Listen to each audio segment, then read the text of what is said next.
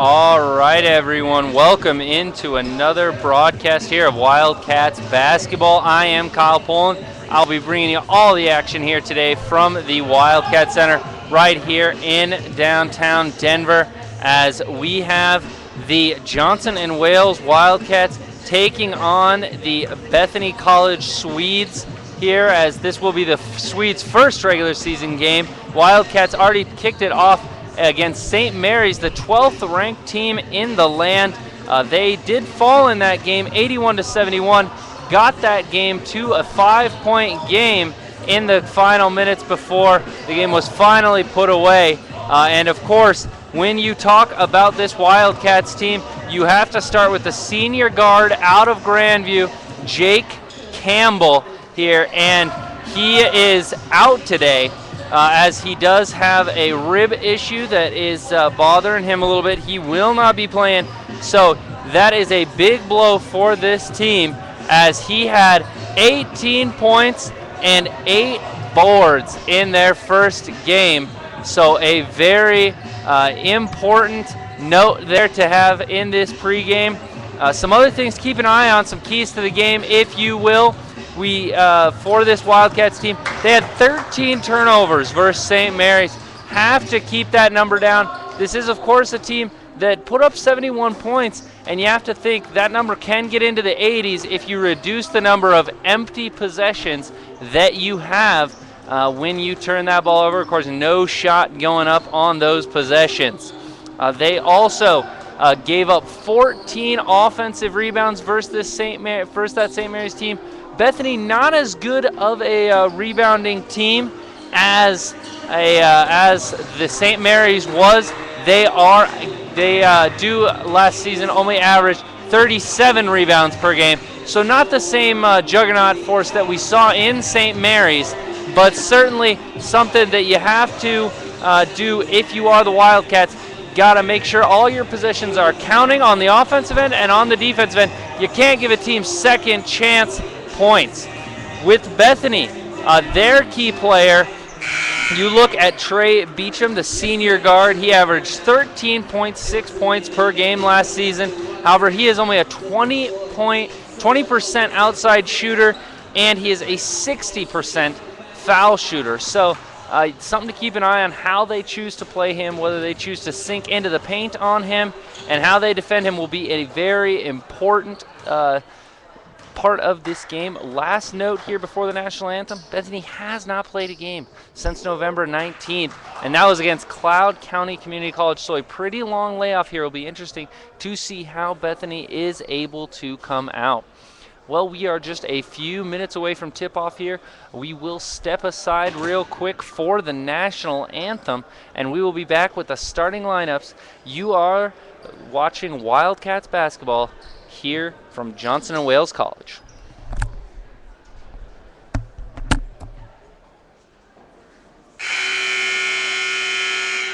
Ladies and gentlemen, boys and girls, good afternoon. Welcome to Johnson and Wales University and the Wildcat Center men's basketball. Today, the Bethany College Swedes against your Johnson and Wales Wildcats. Johnson and Wales University and the NAIA would like to take this opportunity to encourage you to help everyone enjoy today's game by being a true champion of character, by displaying respect and good sportsmanship. You can help us create a positive environment for the teams and the fans. And now at this time, we ask that you please rise and remove your hats for the playing of our national anthem.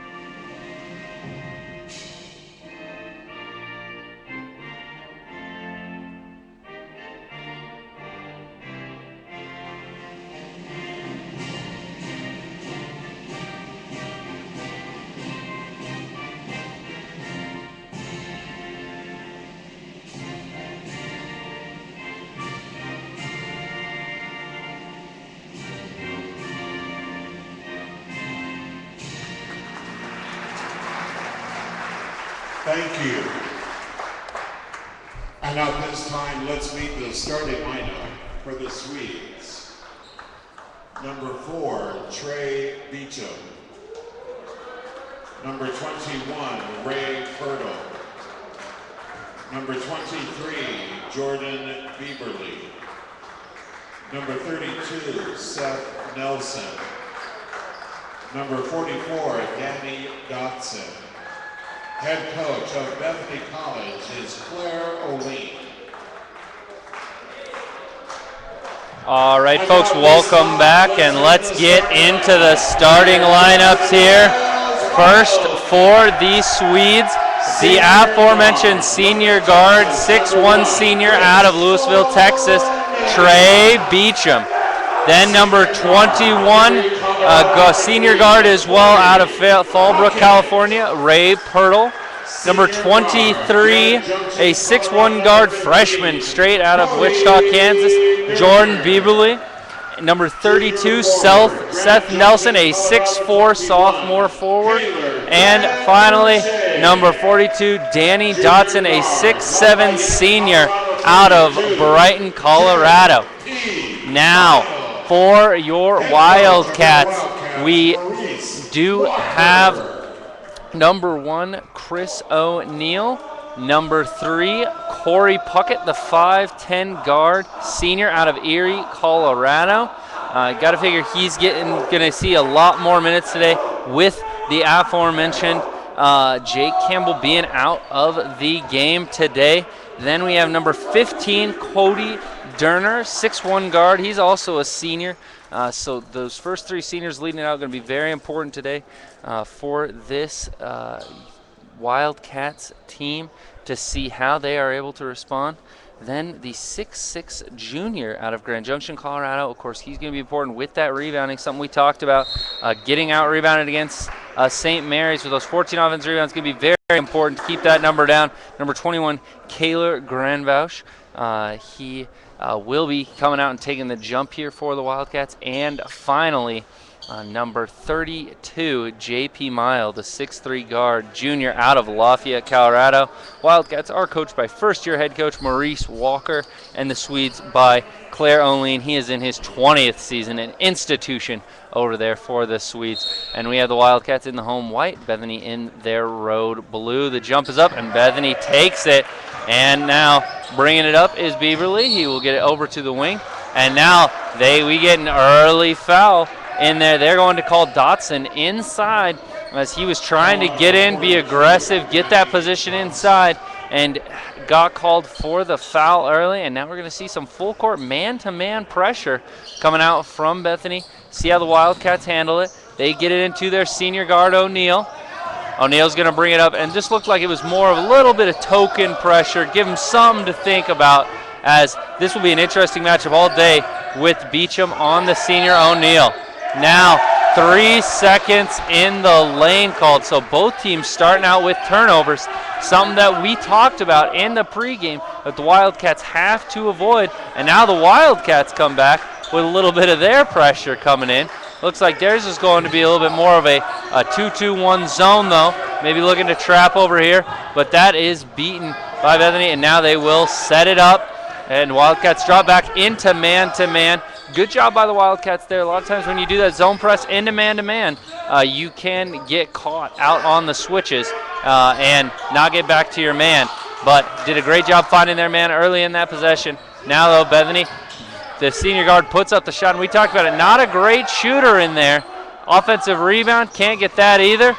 But now, 2 offensive rebounds early. We talked about that as Beecham, his shot was way off, but they let Dotson get a hold of 2 rebounds. Now Beecham puts that up, can't get that to go, and it is knocked out of bounds. Beecham looking for the foul underneath the basket, trying to, as a lot of smaller players will use their body positioning, throw the body back, and then put it off the board, but could not get that to go. Good defense there by O'Neill early. And there an air ball put up by Purtle. He wanted the foul, thought he was hit on the wrist, but no dice, and the ball is bought across Puckett up top. He'll put it into the corner, and there O'Neill comes across. Just a great job coming along the baseline, early offense there for the Wildcats, and they are up 2-0 here. 18:30 left to go in the first half. Pirtle puts it into the corner. Now back out, and it looks like the Wildcats want to set up, run their offense as they get it back up top. And now looks like Bethany's a little confused as they had 4 players on the far side of the court at one point. Now looking like they're setting it in. Get it inside. Fading away. Can't get that to go. And the big rebound inside. That time Grand Bausch was there for the rebound. And O'Neill comes the other way in a hurry. And there it got. Looked like he got stuck, but gets it out to the senior. He can't get that to go. Grand Bausch on the offensive glass himself on the switch.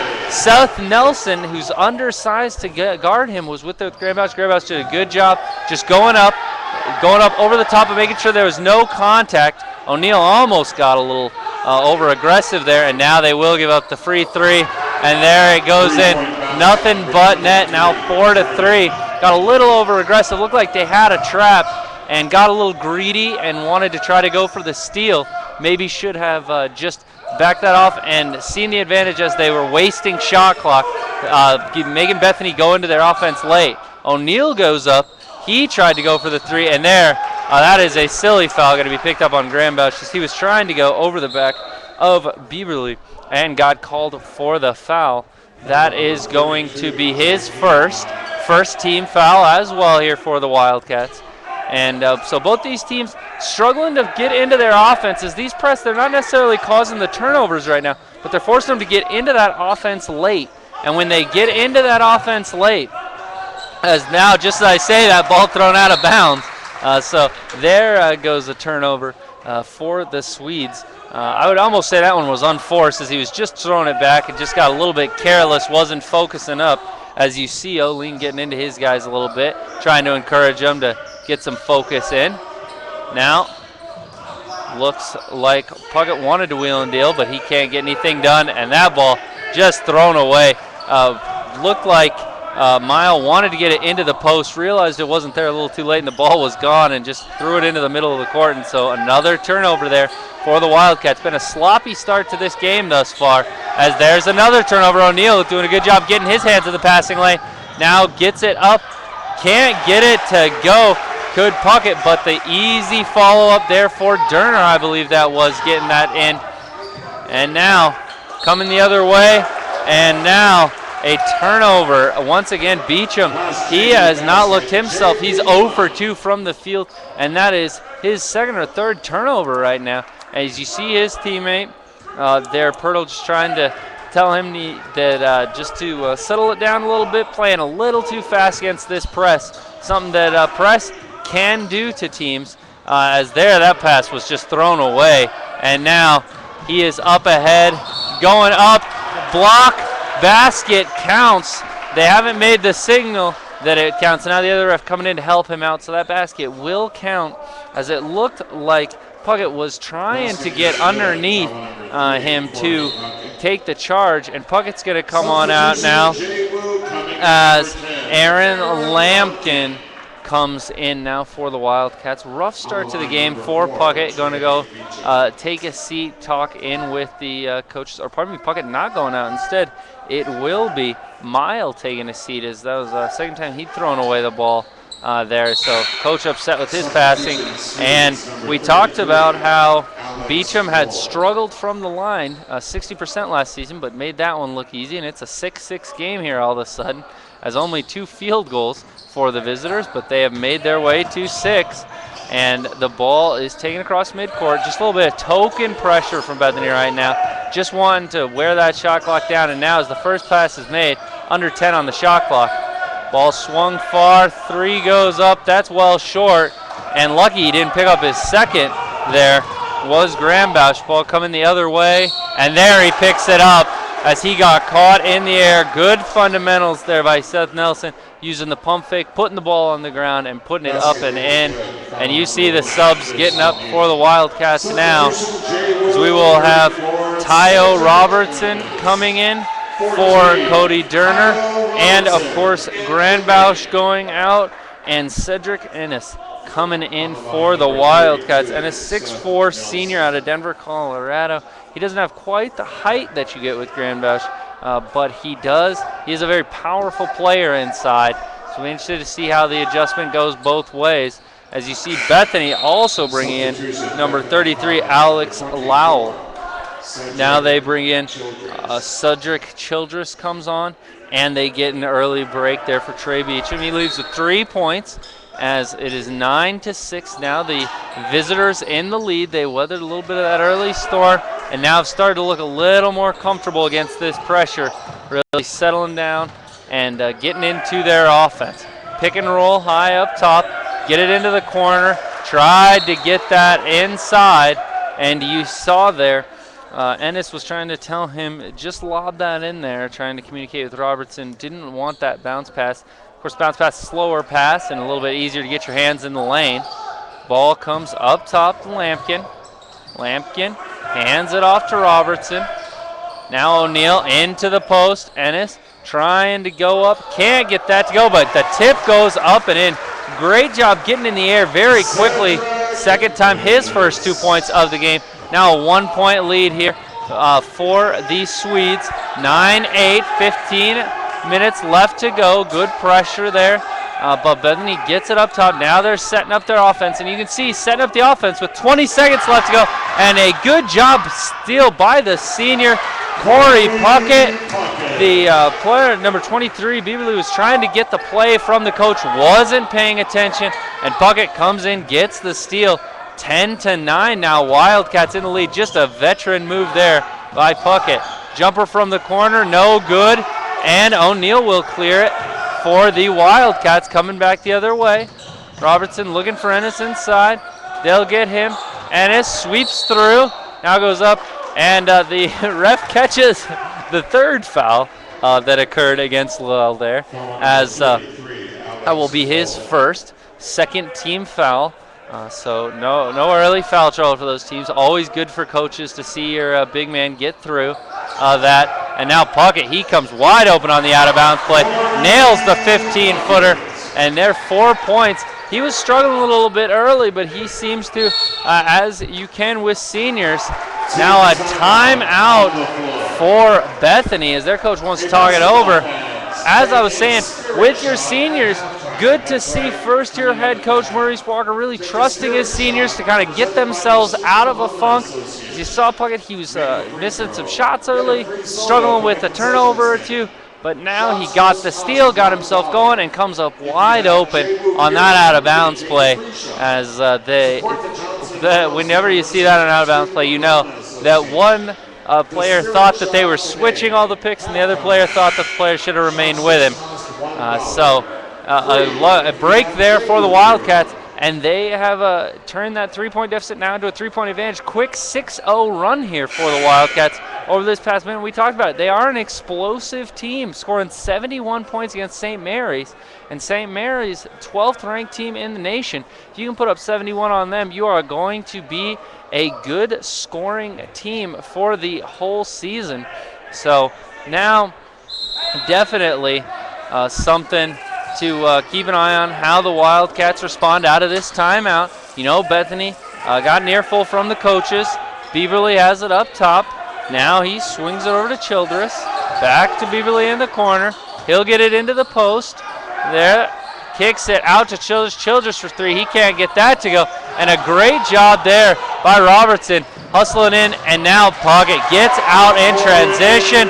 Good job. Just keep looking up as soon as they got the ball, moving the ball up the floor as soon as they could. And the Wildcats now in a little bit of a zone now. Looks like it's a 2-3 zone, giving the corner three to Childress, and he makes that one.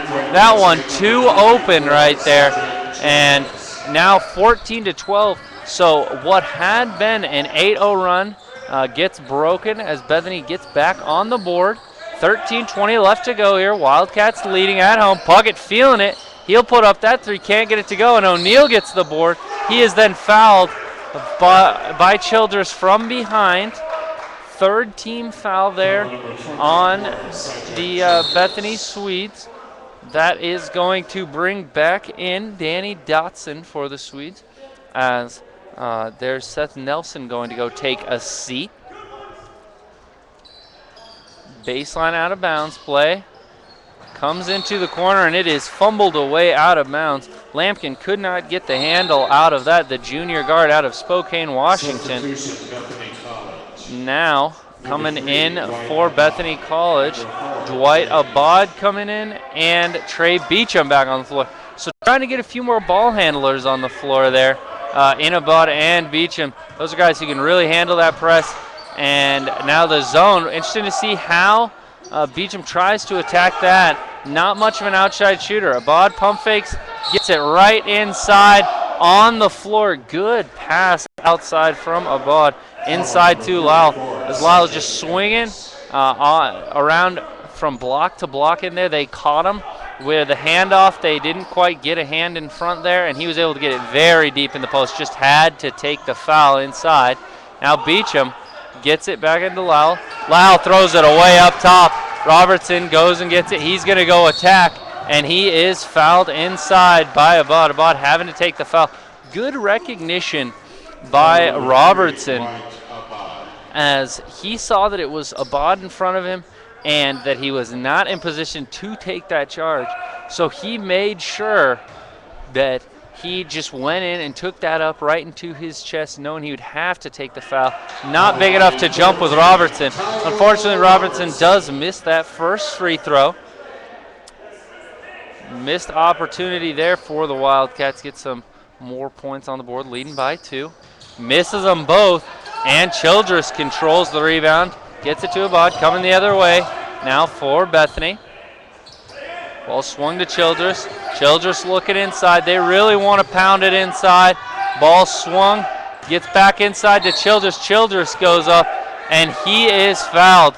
They are really punishing him right now, as Childress is a tough matchup for the Wildcats, as with Lampkin out there and with Ennis out there, they can go with the 2 big guys in Dotson and in Lau, but Childress, he is a bigger player, and really no one out there who can match his size inside, as Childress misses the free throw, and that will prompt the coach Walker to take a bit of a risk here, putting back in his Kaylor Grambucha, his junior forward, who has those 2 fouls, can't pick up that third, and Childress gets that one to go.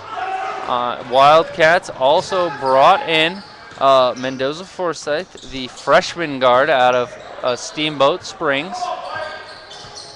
Ball on the wing. Good back door. Gets it to Lau off the tip. Lau goes up. Maybe got away with the travel, but then they stopped playing. And you see Bethany, they thought that the travel had occurred there. Was not called. And their post players just stopped playing and didn't just go get the easy rebound. Got to give a lot of credit there to Grambausch drawing that foul, as now Lau has picked up his second, which will bring in number 44, Jason Mahalson. Ball taken out on the baseline. Comes in, almost stolen. Threw that one away, but Lampkin really helped him out, going to the ball and getting his body shielding it in between.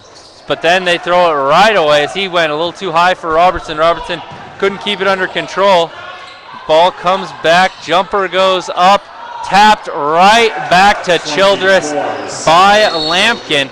And a 30-second timeout here by the Wildcats. 11:55 left to go here.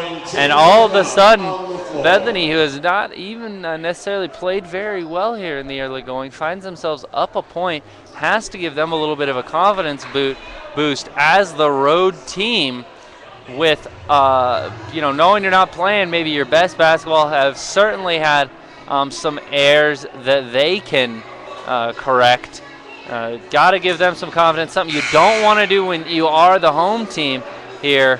The Wildcats cannot afford that sort of play. They come out, same lineup, so they have Lampkin, they have Forsyth, they have Durner, they have Ennis, who's given them a huge boost off the bench, and they have Grambausch. Ennis taking it out, just running a little guard action. Now gets the ball in barely there to Lampkin. As good defense by Bethany coming out of that. not giving up anything for free on the inbounds play. Now crossed over, gets stuck, able to get it to Ennis, and Ennis puts it up. There, a lucky basket as Lampkin did what you're taught not to do, got stuck up in the air, and then they repay the favor getting stuck up in the air. Did Childress. Ennis, the big fella, taking it down coast to coast, pulls up on the 15-footer, and it was not a pretty sight as it did not catch rim or anything there. Certain that Coach Walker not necessarily happy with the decision-making from his big man there. Wants him pounding the ball inside. Wildcats up 16-15, 11:05 left to go. And they're trying to get it into the post. And the foul going to go against Childress outside, as he and Durner got tangled up inside. 5 team fouls apiece. Whistles have been pretty active now as we are starting to get close. Pardon me, that's a 16 foul, so one more. The Wildcats will be shooting the rest of the way. 11:04 left to go here. This game has had a little bit of a choppy feel to it, both because of the turnovers for the team and because of all the whistles. Really not a good flow to the game yet as Durner gets it over to O'Neal. O'Neal, he's looking, swings it cross, and the three-pointer goes up. Can't get that to go. Durner comes up with the rebound. Coming inside, athletic basket by Aaron Lampkin, hanging in the air, and then great defense forces the ball to go, to be thrown too high as he caught the player in the air, and he was trying to get it up ahead to Beecham, but just threw that one away. As now coming in for the Swedes is Vincent Robile, as they will have Dotson take a seat. Coach not happy with his effort. 20-15 now. Wildcats back up by 5. O'Neal with it. He will swing. Ball comes out, swung to Durner. Durner for 3. Can't get that to go top of the key. Almost gets the steal though. Good hustle. And now coming the other way in a hurry is Childress. Childress to Abad. Abad gets it inside. Kicked out. Childress for 3. Nothing but net. And those are the best threes to take on the kick out. You can step into it, get your feet set. Going to shoot a high percentage on those. Now the lead back down to 2. And Childress kicks that one. Did not realize that O'Neal had not continued his backdoor cut. If he lets that one go, I think we are going the other way. It would have gone out of bounds. Bethany ball. But a lucky break for the Wildcats. 9:56 left to go here. 20-18. Been a back and forth sort of game. Neither team able to sustain any sort of run. Biggest run, 8-0 run for the Wildcats. So O'Neal drives baseline, tries the athletic scoop shot in and out. Amazing effort there from O'Neal. Just could not quite get it to go. Childress tries to get it inside. Grambausch now up top to O'Neal. O'Neal lays it in. Good hustle from Beecham trying to get back, but O'Neal just too far ahead of the pack. 4-point advantage now for the Wildcats, 22-18. Now Abad trying to go to work. Abad pressured, and a 5-second call on Abad as you can see the frustration. Great defense by the freshman, bringing some effort and energy off of the bench. Isaiah Mendoza-Forsythe, the 5'9" guard out of Steamboat Springs, Colorado. He comes in and draws the 5-second call there on Abad. Huge turnover now. Trying to get a little run before the half together are the Wildcats. O'Neal with it up top. Ball swung. Durner tries to go up. He gets his sent by the much taller Roy Ball. Now though, Roybell trying to get stuck. Abad has it. Abad, Forsythe in his pocket all day. Love the way that the freshman is playing defense right now. Bethany really just can't get anything. They've had some threes go in, but just don't have a sustained attack right now. Beautiful jump hook right as I say that. Number 21, Ray Pirtle. It was a beautiful spinning jump hook a little bit outside the block. Brings his team back within 2. Now Forsythe for the 15-foot jumper. Can't get that to go. Durner gets it back and promptly throws it away. Trying to find Forsythe in the corner. Threw it a little bit too much towards the corner, and there is another turnover for the Wildcats. Substitution Wildcats. Cedric. Pardon me. Ennis. As Cedric Ennis comes back into the game. Durham going to get a little bit of a break. A little more size inside here for the Wildcats. Wildcats staying with that 1-2-2 zone right now. Abad now into the corner, back up top. They try to find Pirtle for the corner three. Can't get that to go. Offensive rebound by the guard, and now a great job clearing the boards there by Grambausch. Coming the other way are the Wildcats. Grambausch to Forsyth in the corner, back to Grambausch. Grambausch for three, the big fella. Can't get that to go. Forsyth trying to get in on the boards, but just a little too small there. And coming the other way, Abad drives in. Beautiful dish off, and a great finish inside by Danny Dotson, but a better pass by Abad. You see how slick he can be if you let him get going inside. Very good passer is Abad for Bethany. Outside is number 32, JP Mile, back into the game. Good feed inside to Ennis from O'Neill.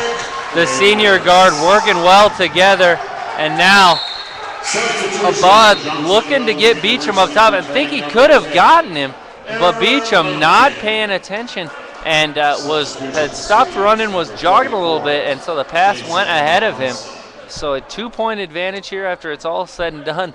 24-22, 7:14 left to go here in this game from the Wildcat Center. As Robertson comes in, Grambausch goes out. So going away from the two bigs now. Gonna have Ennis be the only big inside. As you see, the Bethany had kind of gone a little bit smaller. Their only big being Melstein. Outside, Robertson comes free for three. Nothing but net cold off the bench. That's very hard to do, and did a great job with it. As now the Wildcats up by 5. Huge three for Robertson. See how these teams can close the half. Goes to the corner to Abad. Abad shoots the three. He can't get that to go. And cleared away by Mile. Mile into the corner. That was Lampkin for three. Can't get that to go.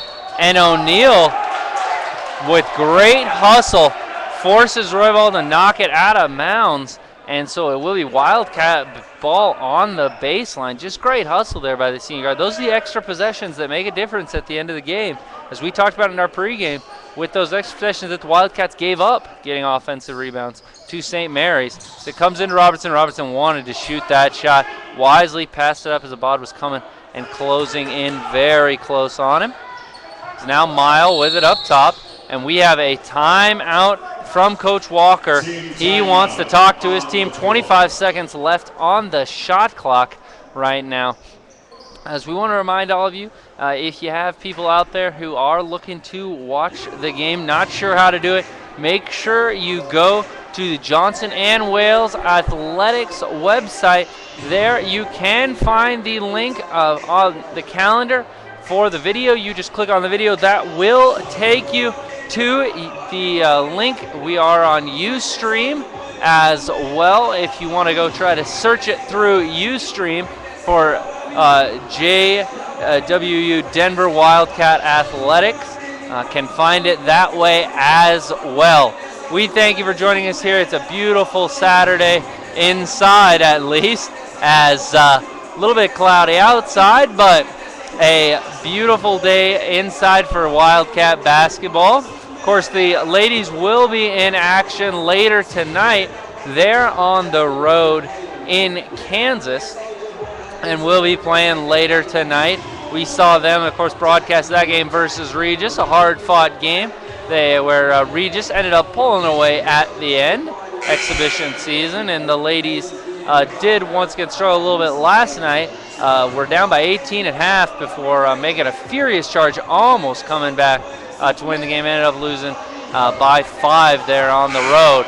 So a tough start to the season there for the ladies, but are really a fun team to watch. And both these teams, both these Wildcat teams really get up and down the floor. A fun and exciting brand of basketball to watch. So we encourage you, tell your friends, come watch it if they cannot make it out here to the Wildcat Center. We are back here to action. O'Neal gets called for over and back. He had gone over and back before it was deflected. Good job by the big there as Jason Molsine. Now he goes off having done his job as Dotson will come back on for the offense. But he showed very hard on that pick outside. Comes into Roy Ball, and Mile, he's just more aggressive. Roy Ball then gets on the ground, jump ball, and it will be Wildcat ball there. And Mile, he's just more aggressive. I don't think Roy Ball thought he was going to come through, but Mile just trying to put the pressure on him, took a little bit of a risk, was able to knock it out. And one of those plays where if Roy Ball gets it and turns around and you're playing 5-on-4, the coach is mad. But when that happens, the coach can do nothing but stand up and applaud the hustle on that one. So O'Neal gets it up top, pump fakes, now trying to drive. Athletic play, really forcing his way inside, but could not get that one to drop, taking it up against 3 Bethany defenders. Potentially not the most advisable shot that early in the shot clock, especially in this low-scoring game. 27-22, Wildcats in the lead. Points at a premium. Now, Bethany up top to Roy Ball. Roy Ball gets it inside. Purse can't get that to go. Roy Ball on the rebound, and he gets that to go in. Nice job hitting the glass, and the Wildcats give up another bucket on that and then throw the ball away as Lampkin was trying to go to O'Neal for the oop. Put that too high and too far behind him. Even if he catches that, he can't go up right away with it. And now the substitutions coming in as Forsyth comes in for Lampkin and Taylor Groundbush. He comes in for O'Neal. So 5:14 left to go, 3-point game. Well, interesting to see how they close these last 5 minutes. You always hear coaches talk about that. Last 5 minutes really determining games. Whether you can come out and really make a difference is great about being very aggressive there. As now, inside, they have a foul called as they were trying to post up Beecham inside against Forsyth. So now but they are going to call that, pardon me, I believe they call it on Mile. That's his second, not on Forsyth. So now, ball coming in, both teams with 6, so next will be bonus both ways. Outside, and Pirtle, wide open 3, and he knocks that one down. Now we have a tie game, 27-27. So the first 5 minutes not starting off great for the Wildcats at this point. Forsyth has it over to Robertson. Robertson, Pirtle, right up into him. Now they just switch that pick. Robertson takes the 3, can't get that to go. Ball coming the other way in a hurry. Beaverly coming up. He is fouled as you have Forsyth trying to take the charge. Could not get the call. He will instead be called for the block. And Beaverly coming the other way. A beautiful pass out by Beecham as he got it right away. Just a beautiful touch pass that really ignited that break and set Beaverly loose in the open floor.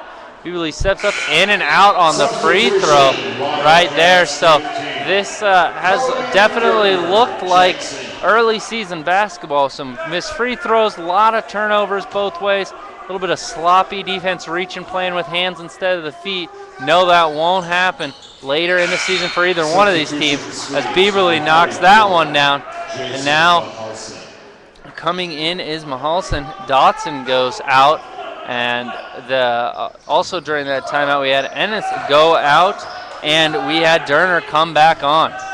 Forsyth bringing it up. The freshman played a good first half off the bench, giving a lot of effort and energy for this team. Now, trying to get inside with Mile. It's poked away and taken the other way. Now slowing it down as number 21 there. For the Swedes, pointing himself, Pirtle, as he gave it to a big man in the open floor and knew he'd made a mistake. And now we have a timeout for the Swedes as the coach worried. A 30-second timeout for the Swedes. 3:58 left to go. They are up by 1 point here in a half where I feel that the Wildcats have outplayed them, executed a little better, more consistently on the offensive end, but have just given up some free points. You've seen them just not guarding your guy, giving up free three, giving up some free offensive rebounds where the guy doesn't even really have to hustle, just not blocking out and not even making them work for it. Have given up some few points here and there, and when you are under the 30s, all those points are going to count.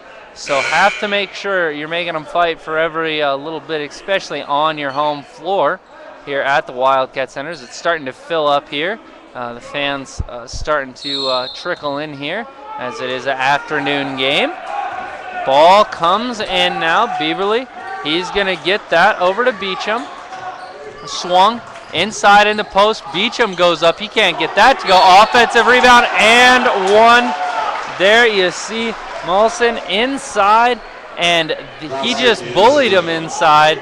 And now the foul is, I'm going to go on number 15. A little bit of a break there as Grambausch was also there. That would have been his third as the free throw goes up, goes in, nothing but net. And now Roybal comes in. Number 32, Seth Nelson takes a seat. Trying to go a little bit more size inside, and they're really punishing him right now for playing Forsyth, trying to post him up with whoever is on him right now. Mile brings it across the timeline. Now he picks up his dribble, gets it over to Robertson. Robertson in the corner, gets it into Grambausch in the post. Grambausch trying to work. Beautiful pass off to Mile, and Mile gets that in. Big bucket there for Wildcats to stop that drought. Now a 2-point game, 3 minutes left to go here. Pulling up on the jumper, can't get that to go. Easy rebound for Beaverly inside though. Robertson did not get the inside position, and another 4-point lead here for the visiting Swedes. Ball goes to Robertson on the wing, up top to Forsyth. Forsyth, beautiful move, pulls up, can't get that to go. And Roybal, good job being powerful. Now ball coming to number 4, Beechman. He did a good job stopping his momentum in the air. And as Robertson was trying to take the charge, but I think the correct no call by the officials there, as he really stopped his momentum in the air, did not take it into him. And now Grambausch almost lost it, gets it back out to Robertson, 20 on the shot clock, and a time out, I believe, now for the Wildcats. As the refs, a little bit of confusion now. No, they are going to call a foul on Grambausch. Pardon me, I've been butchering his pronunciation this game. And Grambausch, I believe that is the third foul on him, and 9th team foul on the Wildcats. As from here on out, it will be double bonus for the Swedes. Ball comes in, cross the timeline. And that one poked away by Mile. Almost able to get into the passing lane and take that one the other way for some free points. Down 6, 2:14 left to go. O'Neal comes back into the game here, and they will get it out to Beaverly. Beaverly now gets it inside. Dotson swings it. Purvis wide open for 3. Can't get that to go. And Mile, he is being held inside by Beaverly, and the official catches him at it. As now we will have shooting the other way. I believe Mile was the one who was fouled. So as they make their way down the other way, yes, it is Mile lining up to take it for the Wildcats. Some big free throws here. 2:03 left to go. Good box out there. As you see, Bethany, you start giving a team some offensive rebounds, and they really, now they're saying that 2 is the shooter, and Mile was definitely the one who was fouled, but they are going to have Forsyth shoot. Mile shaking his head, cannot believe that he is not there shooting, but now the freshman going to have to step up on the 1-on-1. Puts that one up and misses. Long off the back iron. Bringing it up the other way is Beecham. Beecham over to Purvis. Purvis up top to Roybal. Beaverly gets it inside. Now there a three from the corner from Beecham. Not a good three-point shooter, but that one falls. Now all of a sudden a 9-point advantage and another turnover there coming the other way. Beaverly goes to the corner. Beecham pump fakes and a travel on Beecham, saying he did not get that dribble down before he took that next step off the pump fake. And now coming in is Mahalson as Dotson goes out for the Wildcats. As Aaron Lumpkin checking in, taking out the freshman Forsyth. A little less successful there as a smart adjustment by the Swedes kind of took him out of his element as they really forced him into a post defender. Now, go back door, O'Neal has it, gets it inside to Enos, and Enos just gets rejected from behind by Purvis. Ball goes up and a beautiful pass and finish up as Maholstein finishes that one. 11-point lead. Coming the other way, out of control was Lampkin. And now the Swedes have it up 11. All of a sudden, 1 minute left to go. We talked about those last 5 minutes here. And they have been disastrous here for the Wildcats as Purvis gets it to Beaverly.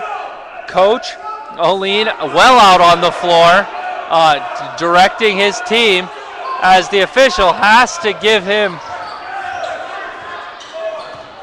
some direction off the floor as they go to Roybal. Roybal trying to spin, gets it taken away. Mile has it. Mile now drops it off, and O'Neal finishes that. Good pass off by Mile. Gets it back down to 9. Now Purvis over there to Beecham. Beecham holding now to Roybal.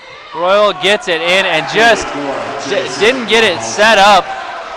As Mahalstein just was unguarded almost the entire possession as O'Neal gets it to Mile. Mile puts that up. A foul at the buzzer. So 2 free throws coming here for Mile as it is a 42-31 right now, but Miles going to go try to set this game back to single digits at this point right before the half. Regardless, the Wildcats been playing just too fast and too sloppy here, and then not having time to get back and set up their defense. When they've been able to set up, they've been very effective, but this went from all of a sudden to a team that was on pace to score under 50 to a team that's on pace to score over 80 as they put .3 back on the clock. Miles steps up and misses the first one there. So a big free throw miss for Miles. Always tough to shoot free throws in these type of scenarios there with .3. A little bit of hoopla, get out of your rhythm while they try to figure out the clock and all that. So he goes, puts up the second one, gets that one to go. Another net. Just get it into Beaverly. And Beaverly will let the clock run out. Right now, a 42-32 advantage here for Bethany College at the half as the leading scorers there for your Wildcats at the break. You have 6 points from J.P. Mile and from Chris O'Neal for Bethany. They have 8 from Beecham, 9 from Childress, and 7 for Malsine. And Malsine is certainly the one that really kills you. He's a player who's going to get his points really from hustle and just from being around the basket and not being guarded well enough. So we go into the halftime. We will take a break here. We'll be back with the second half. You are watching Wildcat basketball right here on Ustream. Thank you so much for joining us. We'll be back for the second half in just a few moments. Minnesota. I see 4 of you right there. Let's go. Let's go. Let's go, people. I know you guys want to shoot free throw. It's only $1 for a good cause. Let's go. Look at that. You just made one already. Win soda left and right.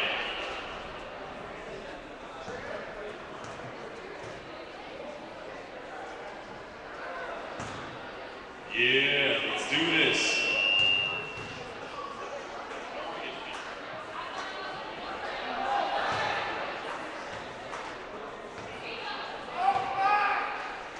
Come on, we can get a bigger line than this.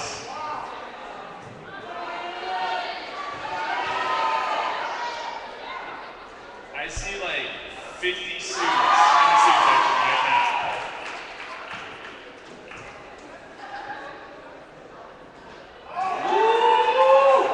Yeah.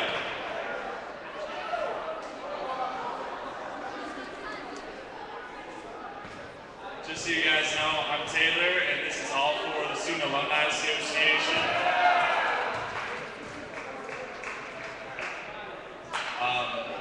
The SAA is pretty much just a giant group that organizes with alumni, and we're all about philanthropy and giving back and trying to make it better for students now. So everyone, if you can come out and just shoot a free throw, it's only $1. Support us. It's a great cause. Look at this little girl. She's doing great.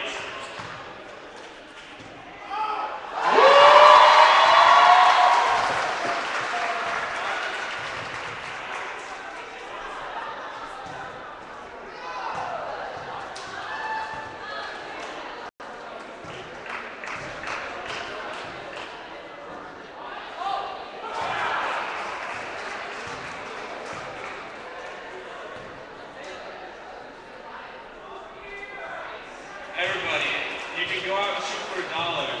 It's free. It's a soda.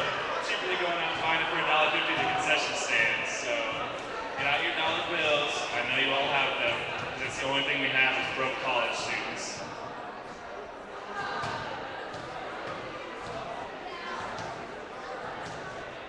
Don't miss.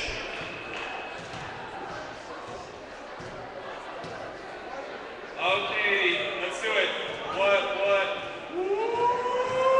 Yeah!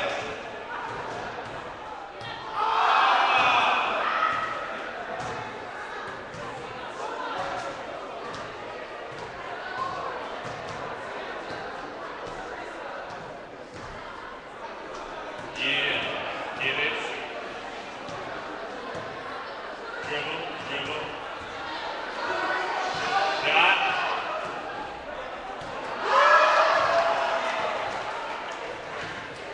Guess who just won a free soda?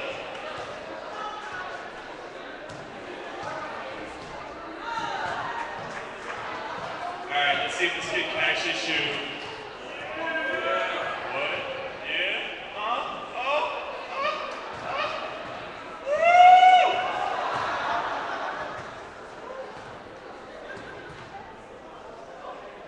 No pressure or anything, but great shot. Get it? Oh, bank's not open today, baby.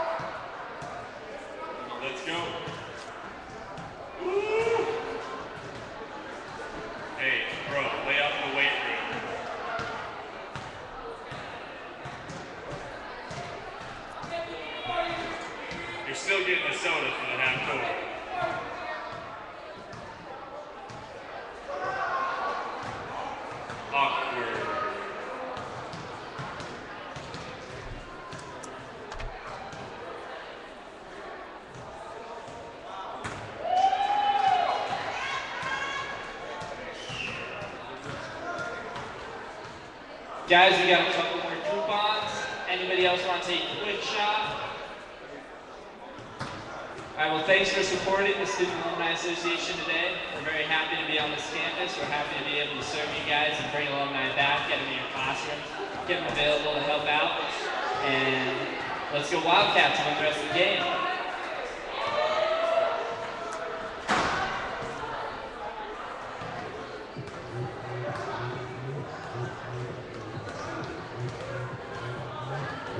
Gangnam Style.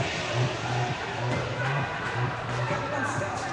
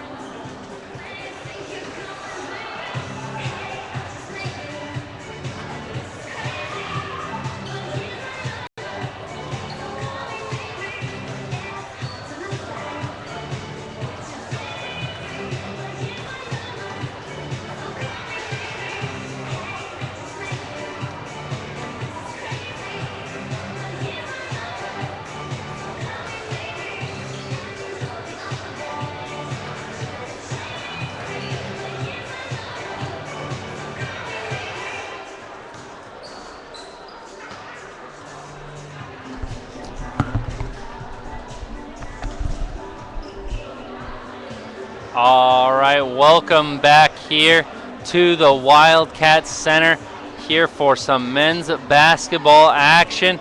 Johnson and Wales taking on Bethany College. Bethany in the lead 42-32. And here going on a huge run those last 5 minutes.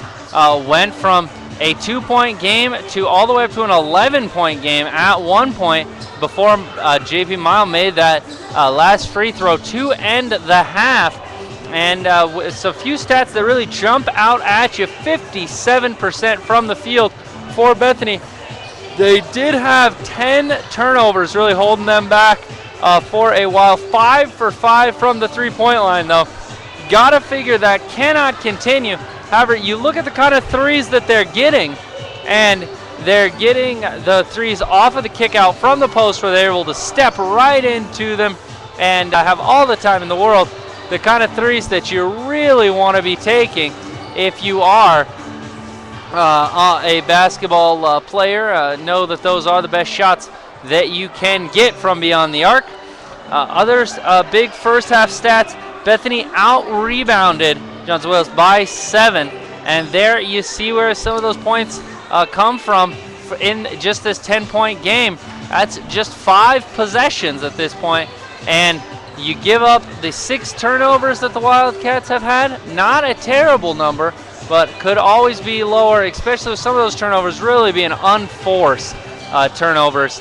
Not really a result of good defense necessarily, more just some carelessness with the ball. As the Wildcats, they were led in that first half in scoring by Chris O'Neill. As we said, he had 6 points. Along with Puckett had 6. We didn't see a lot of him after he had his run. Then JP Mile also got 6. He picked it up near the end of the half. All those players really stepping up at different points here for the Wildcats. As the Wildcats come out right now, they have Puckett, Mile, O'Neill. They have, they have Durner, and they have Granbausch as for their starting 5. So starting the same way here in the second half as they did in the first half. For the Bethany College, they are still in the huddle waiting for them to break out so we can see who they are going to have. They will have Trey Beecham out there along with Seth Nelson, Danny Dotson, Jordan Beerley, and their final player is going to be Ray Pirtle out there. So 10-point advantage. Wildcats have to race here, but we saw Bethany in just 5 minutes create that 10-point lead, so certainly know it can go away just as fast. 20 minutes left here of basketball action. Thank you so much for joining us. I am Kyle Poland here bringing you the action, and right off the bat, the Granbausch almost gets that one knocked away. Ball then comes up. Wide open corner 3, and they are 6 for 6 as Pirtle knocks down that corner 3. He has had a lot of good looks there. And now Granbausch going to be called for the foul, as I think they're going to call that on Dotson. So he gets his face stepped on there accidentally by Granbausch, and then gets called for the foul for his trouble. He signals that he does need a little bit of a break here. So the sub will come in as Malsine comes in. He had 7 points in that first half. All of them, he's just a banger inside his Malsine. He's going to come off of, get his points off of offensive rebounds, just hustle plays and being around the basket, right place, right time. Smart player. Was fun to watch him go to work in the first half. Wildcats ball on the baseline. Durner taking it out. Durner gets it into the corner. Ball comes into Granbausch. Granbausch gets it poked away from behind by Pirtle, and then picks up the silly foul on the reach. Now you see Coach Walker a bit upset with with his player there reaching on that, and then it's only his second personal foul. Thought he had a few more in that first half, but That is only his second for Grambausch. Bieberly gets it across the timeline. Now working it into the post. Back up top. Not really a back to the basket player is Malsine. As now Pirtle to Bieberly. 15 seconds on the shot clock. Pirtle now gets the screen. Swings it over to Beecham. Beecham looking to go to work. 5 on the shot clock. Now into the post. Nelson goes up, can't get that to go. Mile pulls down the rebound. He's coming the other way in a hurry. Looked like he was fouled, can't get it to go though. And rebound pulled down by Bethany. Bieberly coming the other way. Maybe got away with a carry. Then just puts it away, and Grambausch puts it up to O'Neal. O'Neal runs that down. Good hustle by O'Neal, saving that. Back inbounds to Durner. Leads to an open 3. Can't get that to go. And Pirtle, he is going to be called for the foul, shoving Mile in the back. That is the first team foul here in the second half. Oh, no, they're going to call that on Bieberly. That's his second foul, so they're going to say that he was the one who initiated the shoving in the back, as Pirtle did look upset, saying that he was being shoved in the back. So now the officials really trying to clean it up inside. It's Pirtle getting a little upset inside, and now we have the officials breaking it out. A little bit of a smile on his face, likes the effort from these guys. And the ball comes into the senior guard, Puckett. Puckett up top on the dribble. Now gets it over to O'Neal, far wing.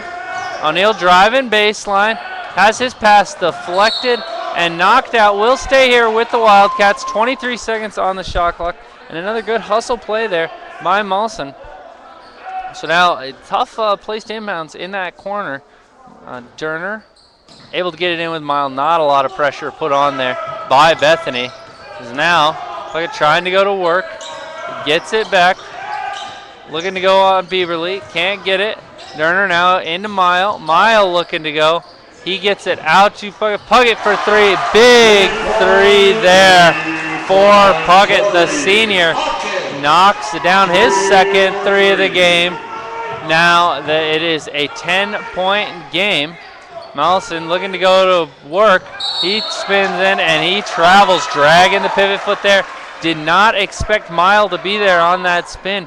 Was able to bully his way inside a little bit. As Grambausch, he is 6'6", but not the same physical presence that you get when you have Ennis in there. It's now Mile with it up top. He kicks it over to Puckett. Puckett drives right by, goes up, gets his shot blocked. They are going to call the foul. They are going to get that one on Bieberly again. That is his third. That will see some action off of the Swede bench as Abad comes in for Coach O'Lean. Of course, Coach O'Lean in his 20th season, as we mentioned, certainly knows what he is doing out there. As the Puckett misses that free throw, upset with himself. Bieberly, he getting a little bit of a talking to from the coach as Abad comes in. Abad, of course, a very good passer, not necessarily the same scoring threat that you get when Bieberly is in the game, though. Puckett misses that one, and that is out of bounds off of Durner, they say. That's a bit of an error. I think maybe they gave Bethany the ball saying that Durner went over the back and they didn't call the foul. So giving him the break that way, sometimes officials will do that. As Pirtle gets trapped, throws it away to Grambausch. Good job by the Wildcats. Wait for him to turn his back and trapped right away. Mile, beautiful pass into Durner. And Durner goes up and he is fouled inside. They're going to give that one to Beecham. 2 shots coming up here for Durner. That is on the line, Cody Durner. So now Durner stepping back up to the line. Wildcats getting a little bit of momentum here as he knocks down that free throw. So this lineup, they didn't really go to have a chance to go to their starting lineup in the rotation much after the first 5 minutes of this first half, but it has been pretty effective for the team here. As now Durner steps up, knocks that one down as well. Of course, for those of you just joining us, The Wildcats are missing their leading scorer, Jake Campbell, today. He is out with an injury, as he led them in their first game against St. Mary's, 18 points, 8 rebounds. Now Bod with it up top. Bod gets rid of it to Pirtle. Ball swung to Beecham. Beecham now gets it inside Pirtle. Beautiful spin move. You know, he's not their tallest player, but he has some of the best post moves on the team. Just so fluid inside with those moves. Mile now gets it to Granbausch. As there, O'Neal got it inside, put it right to Granbausch. He's upset. He put that one in there hard, and Granbausch could not handle it. As now Derner comes out and Ennis comes in. A little more size coming in right now as Dotson comes in for Molesine. So still a 10-point advantage. Have not had any success breaking into this lead. 16:35 left to go here on the Wildcats' home floor here. Johnson & Wales, beautiful downtown Denver, Colorado. Thank you so much for joining us. I'm Kyle Poland here. That one almost thrown away, but Pirtle gets it in its course. Doesn't want to go for those steals, as you figure that Pirtle has such a speed advantage on Enos out there. That is going to be a great pass from Abad. As we talked about him, just right off the dribble, one-hand pass, finds Dotson inside. Beautiful pass, 12-point advantage now for the Swedes. Mile has it. Now from deep, O'Neal puts up the three. Can't get that to go. Dotson gets it back, and now Abad bringing it up. Coach encouraging them to push the pace a little bit. Gets it up top. Now over to Pirtle. Pirtle been very impressive for this team. Into Dotson. Dotson into Beecham. Beecham with the little jump hook inside. He is a very big and powerful guard inside. May not be the tallest, but very strong in his upper body. And there he just got the body into him. And a beautiful pass from Mile to Ennis, pardon me. As now Abad coming the other way, though. He'll find Pirtle for three. Nothing but net. Pirtle knocks that one down. 54-39. And anytime you let a guard get into the lane right away in the middle for free, as that is a full time out here for the Wildcats. Down 15. As just can't let that penetration happen that easily. You know that Abad is not going to be looking to score when he gets in there. He is going to be looking to find his teammates and create something they were able to really do a good job preventing him from doing in the first half. But as he came off the bench early with Bieberly in foul trouble, picking up those 2 quick fouls in the second half, he's really provided a great spark here for the Swedes. And Wildcats in danger of falling to 0-2 on the season. It's Coach Walker getting his team together. And you've seen when the Wildcats have been able to get back, get set, and really survive those first 5 to 10 seconds of the offensive possession. They've had great success, not really getting broken down one-on-one so much, as that early offense here for Bethany being very successful. They're finding the post entry early before they can get their help set up, and scoring early and often here in this second half.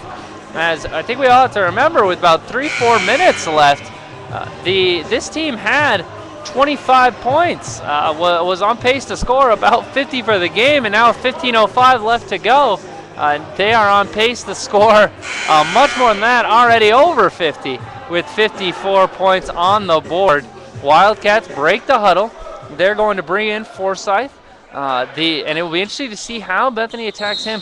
Forsyth was really a kryptonite to Abad in there. Abad not necessarily known for his post play, and a beautiful backdoor cut by O'Neal, and a nice find by the senior Corey Puckett, and a good start to the run for the Wildcats, cutting that lead to 13 points.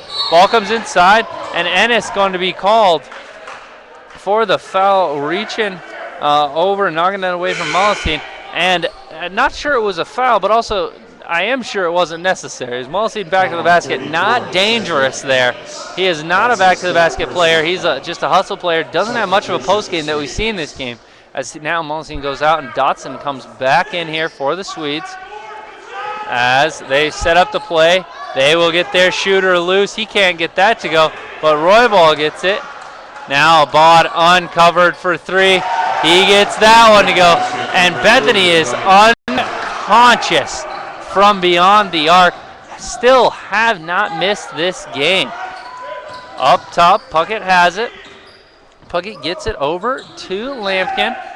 Lampkin looking for the screener roll, can't get that, and they're going to catch number 42, Dotson, for the Swedes. Oh no, they're going to call Beecham on that on the hold. That is the second on Beecham. As now coming in, Molesine coveted, Dotson going out. So really a little bit of offense for defense work this early in the game for Coach Oline. It is a 16-point advantage. Comes into Lampkin. Lampkin swings, Puckett for three. Can't get that to go. O'Neal with it, gets it to Ennis. Ennis puts it up and in. And now 57 to 43, 14-point advantage. 14 minutes left to go. Abad. Now they try to find it, and that's just a case of where Molesine wasn't looking. Expected Roybal to be at a place, but didn't check to make sure he was there. Something you got to do whenever there's post position. As now you have Lampkin trying to get inside, had the corner three, passed on that. Puckett now trying to get by, and he gets his shot sent, and we have a charging call as Roybal gets underneath Puckett for the charge. That's his third personal foul. Now 3 on Puckett. Swedes, number 33, As Alex Lowell. Lowell will come in, and Molesine will go out as Coach Oline pulls him quickly after that very questionable pass. A little bit of token full court pressure here from the Wildcats. Pirtle has it. He'll cross the timeline. Now get it over to Abad. Abad now gets switched back onto Forsyth. And the pass comes in, and they're going to say he was being held by Ennis inside on the baseline. It's 2 quick fouls there on Ennis here in this second half.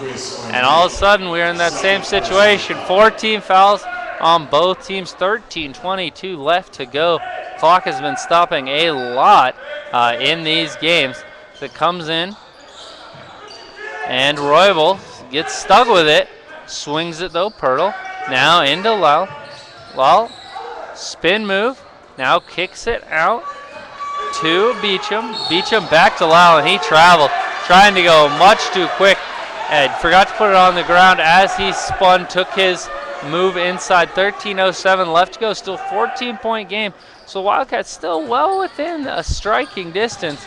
Just cannot quite seem to get it a little closer as Forsyth now crosses the timeline.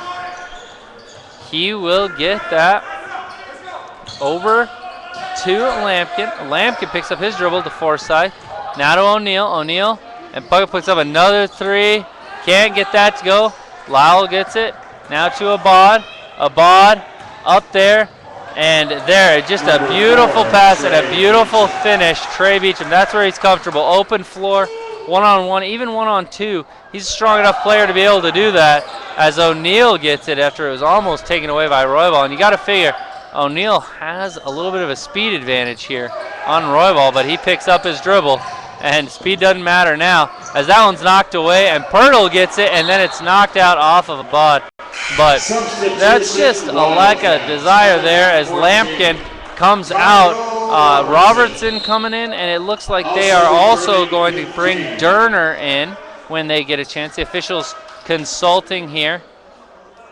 As now, yes, they are going to let him come in as Ennis coming out. As right now the Wildcats, they just look a little bit broken right now. Need someone to start making a play or two just to get them going, get a little momentum their way.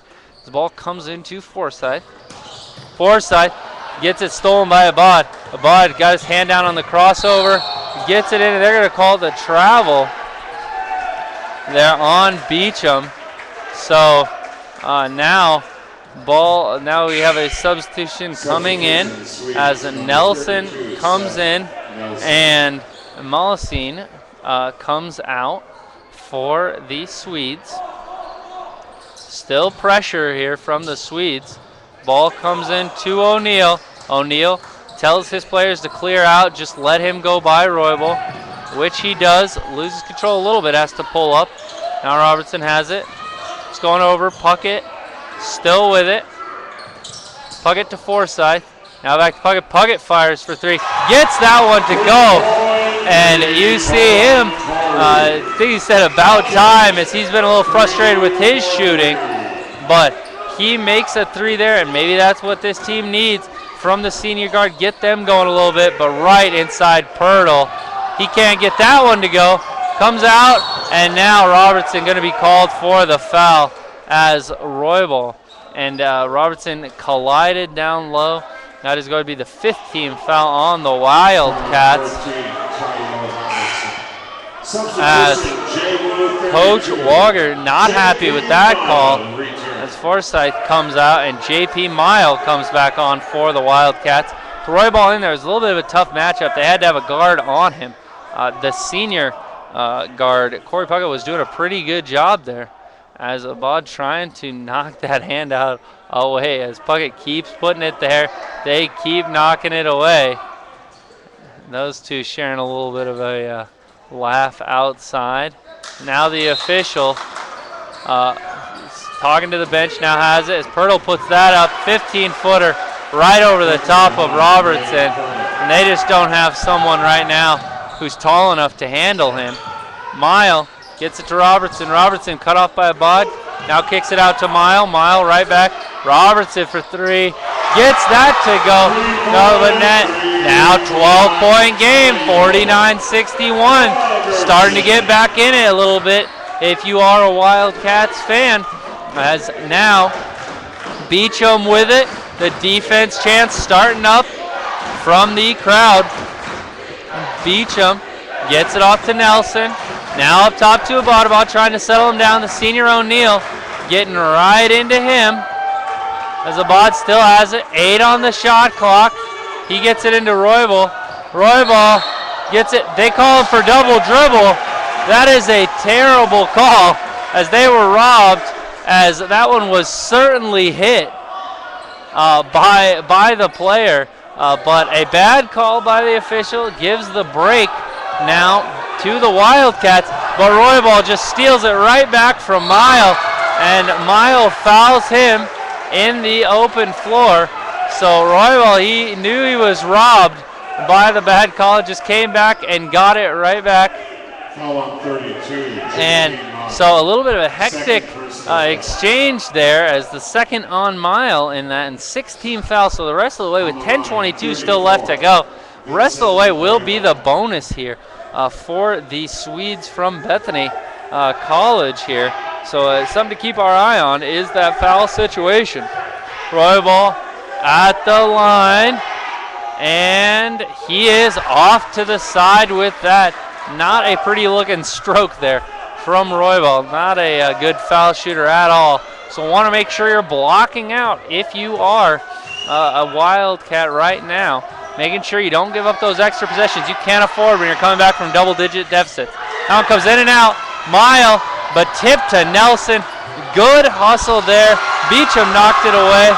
And right inside, Puckett gets the possession, and it is going the other way to the Wildcats, as Bethany got it to start the half. Now Childress coming on. We have not seen him. He got hot from outside for a little bit there and scored some points off the bench for Bethany, but haven't seen him since, as he now comes in to give Trey Beecham a little bit of a break. So now Mile has it. He'll bring it across the timeline. Gets it over Robertson. Robertson for three. He can't get that to go, and goes on the top of the backboard. Will go the other way. Would have been a huge three, but got to think you can get a better shot than that. It was a pretty contested three with about 30 on the shot clock. And so not what you want to do with your extra possession that your hustle got you on the sideline. But now Bethany throws it away. They struggled with those turnovers. Had 10 in the first half. O'Neill open for three from the corner. Can't get that to go. Abad gets the long rebound. Coming the other way. 9:45 left to go. 12-point advantage Pirtle has it on the wing. He now gets the screen from Nelson. Doesn't want to do anything with it. He wants to set it up, get it to Abad. Wants to set something up here. Crowd getting louder. Abad has it. Tries to go inside. Beautiful wraparound pass. And one, the outside official gives him the foul call. So now Seth Nelson going to the line, but a beautiful wraparound from Roy Ball. There, he didn't even look, just knew that Nelson was on that opposite block, felt the double team, and good talk, good communication from Bethany there. Set up that one as now O'Neill and Durner go to take a quick break as Ennis and Granbausch come back in here for the Wildcats, giving them more size, more traditional lineup. Nelson off on that one, and Roy Wall coming over the back of Ennis. That will be the 5th team foul on the Swedes. Silly foul there, really didn't need it, but Roy Wall, he's just been trying to hustle, and it's that mindset that this Bethany team is in now. They feel like they can go get almost all these rebounds on the offensive end, and so I think Coach, O'Lee will take those fouls from his team if that means 3 or 4 extra offensive rebounds.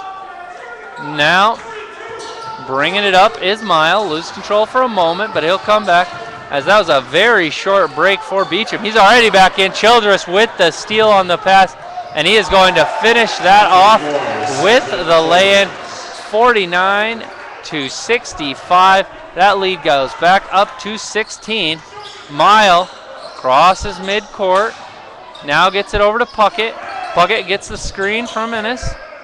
On the dribble, now over to Mile. Mile trying to get inside. Gets it taken away by Abad, and Abad has no one in front of him. And there he lays it up and in. 18-point lead, 30-second timeout from Coach Walker. And you see the assistant coach is coming out, telling them just settle it down, slow it down. They had this at a 12-point game, had the ball, and I think you got to look back to that moment with that forced 3 was something that they could have really made a difference. As now, Tuesday, December 18th, 7 p.m. Now, 8:42 left to go. Down by 18, you got to figure at this point more than enough time to just run your offense. Don't need threes, don't need quick shots, really don't need to change anything about your approach. Just need to make sure that when you take the shots, they're good ones. As Lampkin comes in, so it'll be Lampkin, Puckett, Robertson, Granbausch, and Ennis out there for the Wildcats. This token full court pressure coming in, comes into Granbausch, now goes back to Puckett. Puckett working on Childers, gets it across, now to Lampkin, Lampkin to Ennis. Ennis looked inside to Granbausch, couldn't find him. Now on the dribble, he gets his shot blocked from behind by Malsine, and there Ennis, that's not his game. He needs to have time to set himself, use his power against someone like Malsine, get his body into them, make sure he can't jump like that to block it, and there Malsine gets that knocked away. Beautiful pass up to Childress. Childress finishes that off. 20-point advantage now for Bethany. Robertson coming down. He'll try to drive. Nice pass, but Mollicene right there sends Granbausch's shot, and a 20-point advantage, 69-49. And the Wildcats just struggling against the size inside right now. Maybe over-penetrating a little bit, as opposed as the referee's now trying to separate a little bit right now. So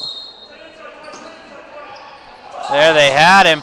Now get it into Granbausch. Granbausch gets it out to Puckett. Puckett pulls up, gets that little 15-footer to go on the baseline. Nice shot there for the senior as he pulls him back within 18. 8 minutes still left to go. Abad now going to kick that one out. Thought about the 3, did Beecham, but thought better of it. Senior play there, wants to run some clock right now. Gets it inside now, Abad, thinking about taking it up. Now takes it outside against Ennis, can't get that to go. Granbausch pulls down the board. Coming the other way is Lampkin. Lampkin on the dribble, tries to go inside to Enos with the no look, but Roybal not fooled at all. Coming the other way is Abad. He'll set it up. 25 seconds on the shot clock. They can take it under 7 minutes here if they want to. Abad gets it to Beecham. Beecham now inside. Well seen. Tried to flop, did Puckett. Referees were not buying it. Ennis now on the dribble, and Abad pokes that away out of bounds as something that every coach causes every coach a heart attack when his big fella decides to take it on the dribble. As now Beaverly, he's gotten a good break from Abad, and he can come back in. 7:03 left to go. As 7:03 let's go, and he still has those 2 fouls to give. Really brilliant job there by Coach O'Lean, not needing to go to him with the way that Abad was playing and the way that he was distributing inside. Lampkin gets it, and now we get a foul call on Childress. So it will go to the baseline for the Wildcats.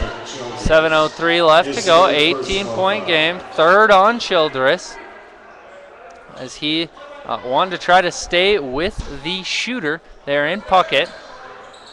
Ball goes into the corner to Lampkin. Lampkin trying to work on Childress. Gets it into Graham-Bausch. Graham-Bausch gets it blocked a little bit. Gets it back, though. Puts it back up and in. That's all they need right there. Nice job not over-penetrating by Lampkin. And Childress stuck in no man's land, as there we have, I believe, that an over and back call. Yes, as they say, he did catch the line. So Childress got himself stuck in no man's land just over the timeline, as we have a timeout from Coach O'Lean. Does not want this to become a game any more than it has to. 6:47 left to go, full timeout right now. So the Wildcats doing a good job. As I was saying, Lampkin doing a good job getting into the middle of the lane where he can pull up for that little 10-footer. He can dump it off inside as he did, or he can still has good passing lanes open to the outside to kick to wings for open 3-point shots. I think these guards, when they go in all the way right now, Bethany just has too much size right now that unless you're positive that there's no way that Molosine is getting there, or the Dotson, Roybal, they've all been all over the place. So you have to be very sure that they are not going to be able to get there if you are going to try to take it all the way to the rim. That little 10-footer, still a very, very good shot if you are the Wildcats. A pretty good shooting team right now. A team that, as we mentioned, put up 71 against St. Mary, so very capable offensively from the outside, making some jumpers, as we've seen from Puckett and Robertson. Shooting it really well as now O'Neill comes back in. So we have Enos, we have O'Neill, Puckett, Robertson, as well as Lampkin. Lampkin has it now. He gets it up top, Puckett. Puckett guarded by Pirtle. Now right over to Puckett. Puckett trying to get it inside to Enos. Can't find him. Robertson swings to O'Neill. Now Puckett off the pump fake. Can't get that to go, but comes right out to Robertson. Robertson steps into that 3. Can't get it to go, and Pirtle pulls down the rebound. Big opportunity there. Could have cut that to 13. Now Beaverly coming the other way. Gets it off to Beecham. Beecham into the post. And that's knocked away by O'Neill to Roybal. And Roybal is going to be fouled, they say. Looks like they're going to call that on O'Neill reaching in outside. And so Roybal will go to the line for a 1-and-1. Now 4 on O'Neill. So that is certainly a big blow to this team. O'Neill, just a very calming presence for this team, makes good decisions, and a hard-nosed defender. They're saying he is going up now, actually. I'm not sure I agree with that, but going to give him 2 free throws as opposed to the 1-on-1, a big deal, as Roybal not a good foul shooter at all. 6:04 left to go in this game, and as I say, he's not good at it. He makes that one nothing but net. So 70 to 53, 17-point advantage here for Bethany on the road. They're, of course, kicking off their season right now. Roybal puts that up and in, so 2 for 2 after going 0 for 2 his last trip to the line, showing much better confidence that time. Of course, first time game is still a little bit closer, able to relax a little bit when you do have that cushion. Backdoor, beautiful cut and beautiful job by Enos, screening off the shot blocker in Molosine, and Puckett gets the foul, and now they're going to call the foul outside. Going for the steal was Lampkin here right along this near side line, and so it will go 1-1. That will send Beecham to the line. 16-point game, so some big free throws here. Bethany needs to make their free throws, seal this game away. Beecham steps up, short on that one. We mentioned it, he's just a 60% shooter last year.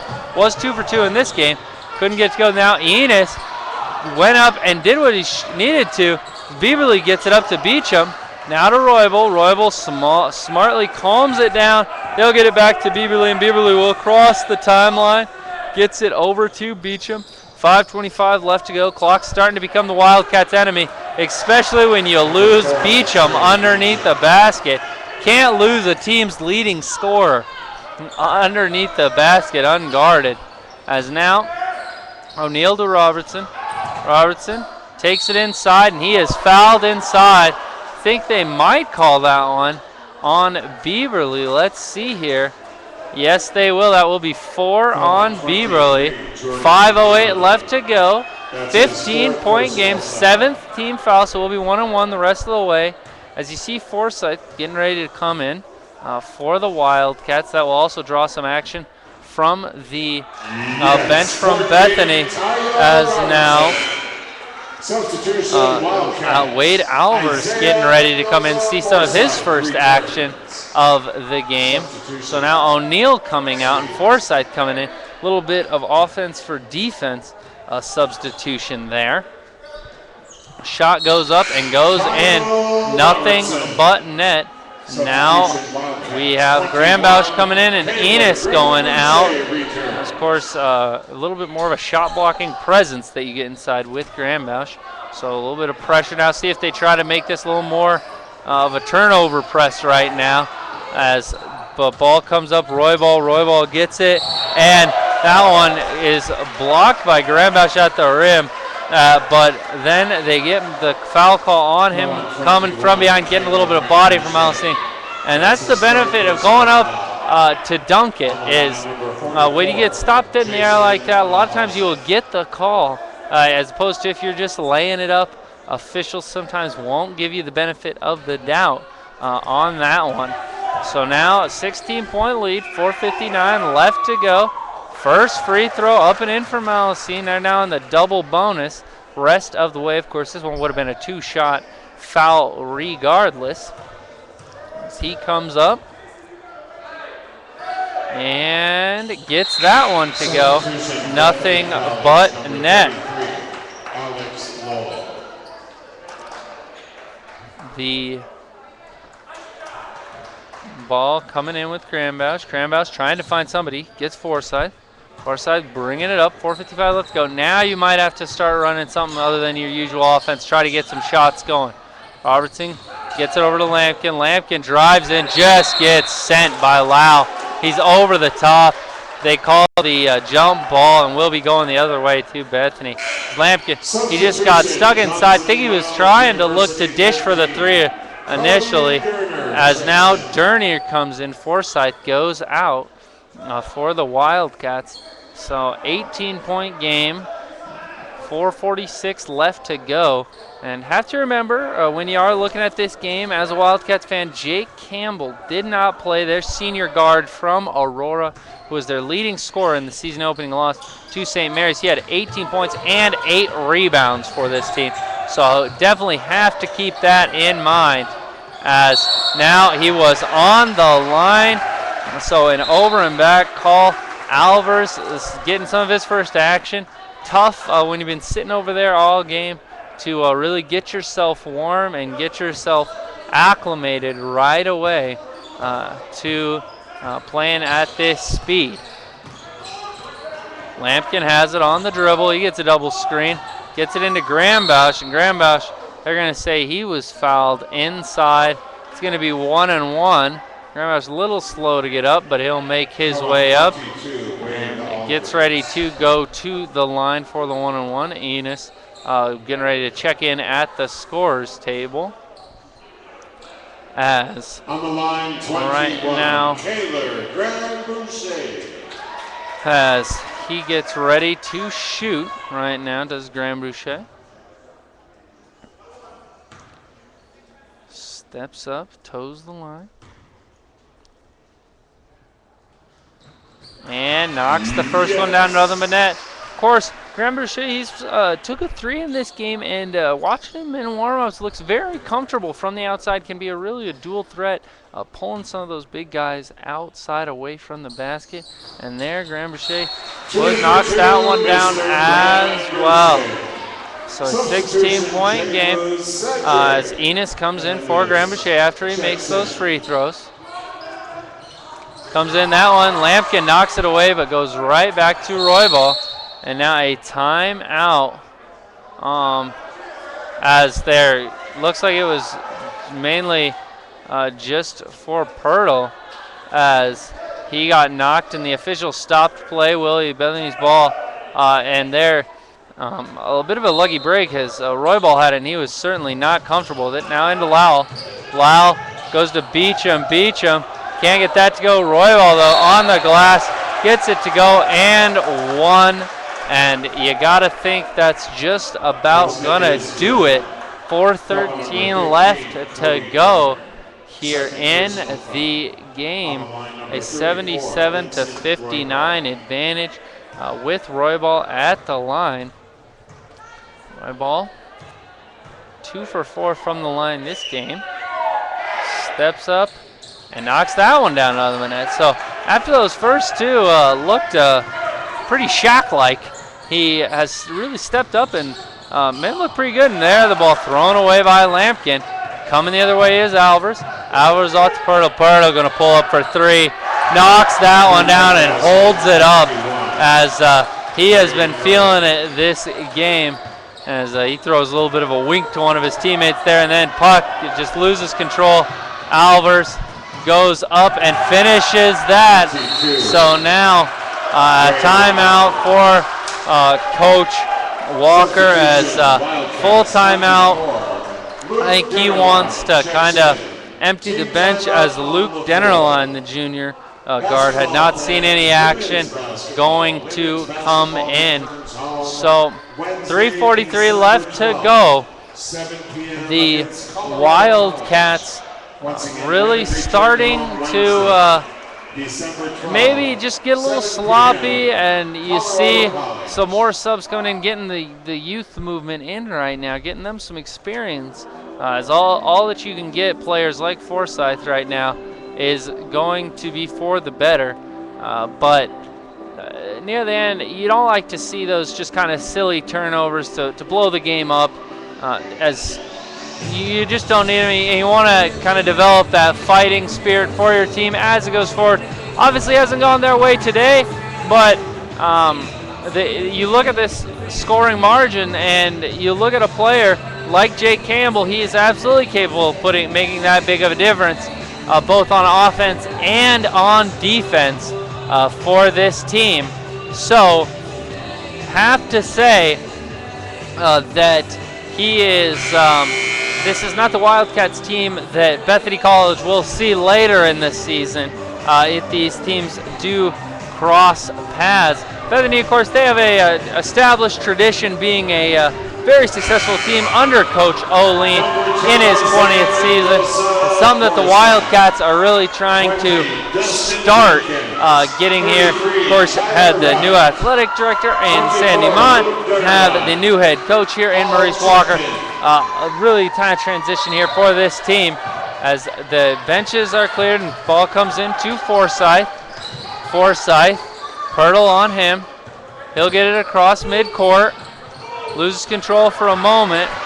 now goes, and ball comes as two players jump for it for Bethany, and ends up with no one inbounds. That was number 22, Alvers, going out there with Pirtle. Both of them trying to save it, but had no one to save it to at that point. And it's going to take it out on the side. 3:29 left to go here. And ball going to come in to number 24, Dennerline. Dennerline now gets it into the post. Going up there was Wright, but he gets his shot blocked. And good hustle by Jenkins, the freshman guard out of Simla, Colorado. But he could not get that one, and it goes out of bounds to Bethany.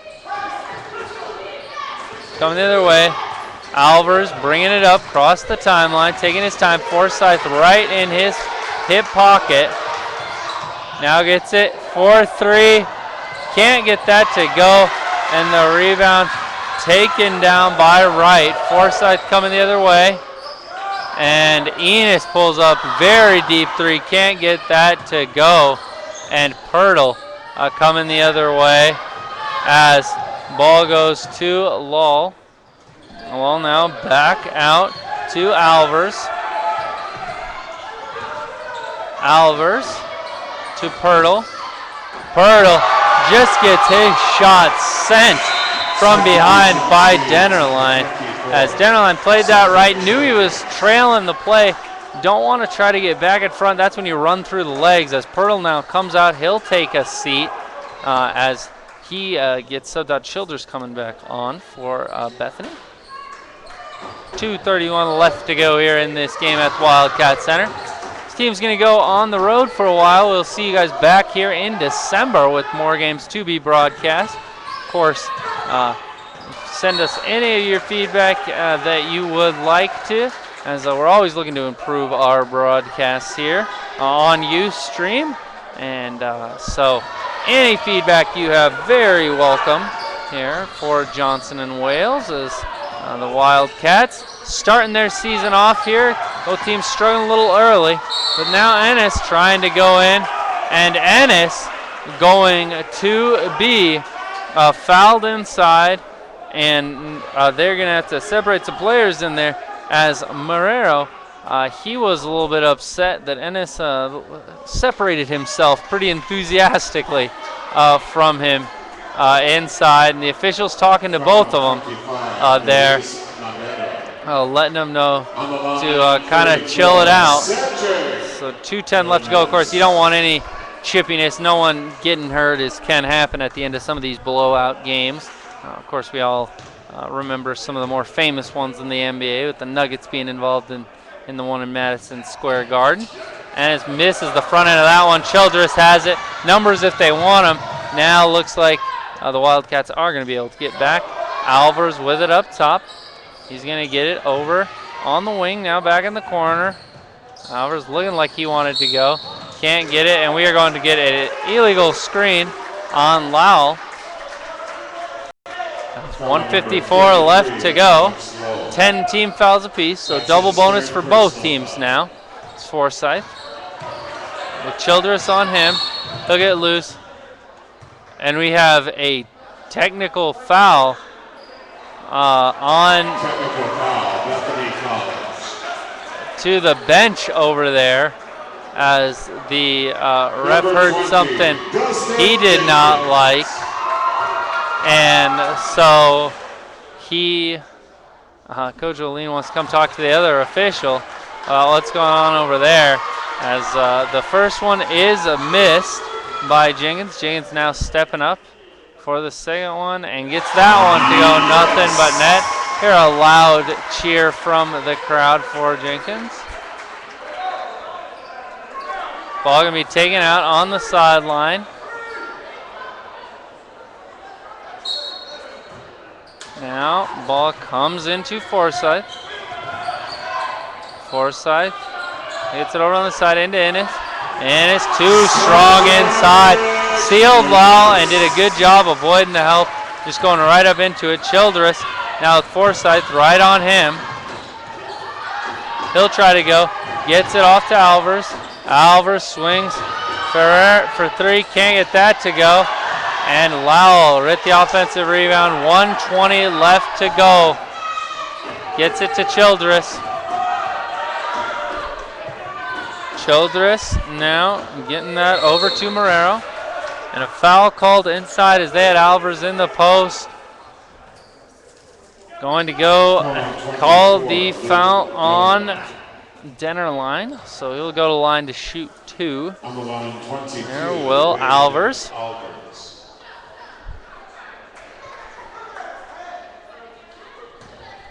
Alvarez, minute 12 left to go in this game, looking to get his first points. And he will knock that one down, nothing but net. Taking this lead up to 22 points.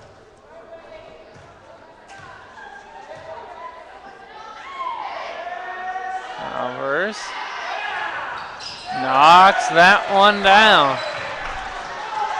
Coming the other way are the Wildcats. Just trying to get some experience in. Ennis pulls up from way deep again. That's just not the shot you want. As Forsyth gets it though, underneath with the hustle, puts that up and in. Childress though. Ennis on him. He'll kick it back out to Alvarez. About a 22-second difference, shot clock, game clock. Alvarez up top. Guarded closely. Now goes up for three, and that will go in. They were trying to get Marrero loose for quite a while, and he goes in now as we have a timeout from the Wildcats. And now Coach Walker very upset with the officials over there. Was upset with something, and he did not like how his team's playing out here. As I think he just wanted to call this one to let him know that jacking up those deep NBA threes just because it's garbage time is not going to be something that he is going to be okay with. So he will bring in Denner off the bench, or pardon me, Derner off the bench. Takes Ennis out. So the Wildcats break their huddle. 27 seconds left to go. Got to figure the Wildcats can take the last shot, maybe use this as a practice for later in the season when potentially they will have to run their play to hold it for one. Get this up top to Jenkins. Jenkins has Childress on him. Gets it over to Dennerline. Dennerline can't get that to go as well. Now goes over to Alvarez. Alvarez. Now to Childress. And Bethany will let the clock run out on this 88-64 victory for the Bethany Swedes. Wildcats down by 10 at halftime. Made a little bit of a run to get it back down to 12, but could not get it any closer than that in the second half. Have to take your hats off to Bethany, playing a great game. Also have to keep in mind senior guard Jake Campbell not available this game here for the Wildcats. So I am Kyle Pullen. This will end it for our broadcast. We will see you back here from the Wildcat Center in December. You guys have a great rest of your weekend.